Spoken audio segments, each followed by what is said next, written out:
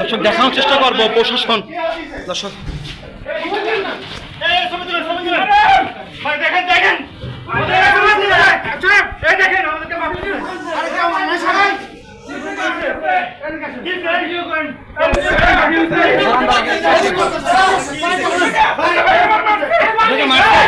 ভাই আপনাকে মারছে কে মারছে ভাইয়া ভাইয়া আপনার পরিচয় যান ভাই আপনি কে মারছে ভাই কে মারছে আপনাকে কে মারছে ভাই ভাই এই ভাই প্রশাসন ভাই কি হয়েছে ভাই ভাই কি হয়েছে ভাই কি হয়েছে ভাই কি হয়েছে ভাই কি হয়েছে ভাই কি হয়েছে ভাই কি হয়েছে ভাই মারছে আপনাকে কে মারছে ভাই কে মারছে এক্সকিউজ মি কে মারছে কেন মারছে ভাই কেন মারছে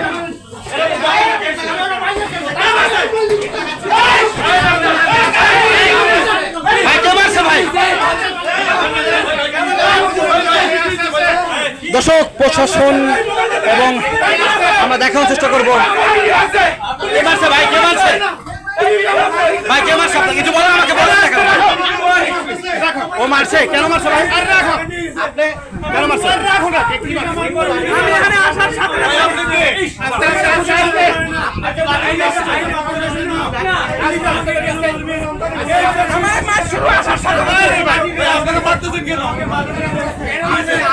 বলেন না ভাই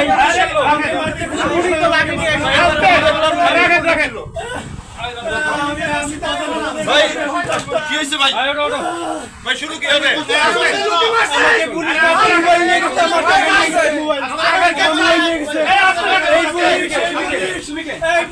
ভাই ভাই মার শুরু আমারে ভাই ভাই গলির মধ্যে মারামারি হয়েছে পরে কেন মারামারি কি হবে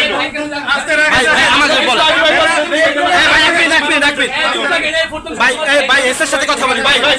ভাই আপনার পরিচয় জানা কি আপনার পরিচয় জান আমার দেখা লাগবে না আমি সব সময় থাকব আমি একটু শান্ত হই আস্তে আস্তে রাখেন ওরে রাখেন আমি আপনার পরিচয় দাও ভাই আগে পরিচয় পরিচয় আমাদের ঢুকতে দেয় না পুলিশের বদলে আপনার নাম কি ভাই পুলিশের বদলে ঢুকতে পুলিশের সাথে আপনার নাম কি এক্সকিউজ মি নাম কি ভাই ওরে মারছে সেই ওকে পুলিশের এসআই উনি ভাই আপনার কোথায় আহত হইছে আপনি কেন হাত দেওয়া হইছে কেন ভাই আপনি বাইরে তো আপনাদের অনেক পুলিশ আছে আপনাকে কেন মারবে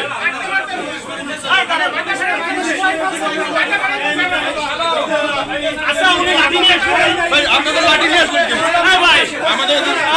লাঠি নিয়ে আসেন আপনি লাঠি নিয়ে আসেন আমি মালিক এবার উনি যখন প্রথমে আসছে আমরা ওনাকে অ্যাপ্রিসিয়েট করছি যে ভাই বসেন দেখেন আমাদের মালিক পক্ষের লোক আমাদের কাগজপত্র দেখেন ততক্ষণ তো সবই ঠিক ছিল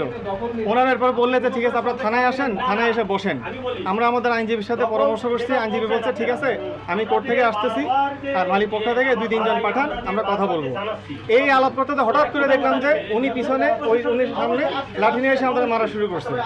যখনই মারা শুরু করছে আমরা মারতে নিবৃত করছি যে ভাই কেন মারতেছেন ওনার হাতে 2টা লাঠি ছিল ওনার হাতে লাঠি ছিল না ওনার হাতে লাঠি ছিল না ওনার হাতে লাঠি ছিল কিনা আপনি না না ওনার হাতে লাঠি ছিল না ওনার হাতে লাঠি ছিল না সামনে যে ঢুকছে এখানে হট্টগোল হয়েছিল পরে উনি ঢুকছে ওনারা দুজনই একসাথে আসছে একজন আগে একজন পরে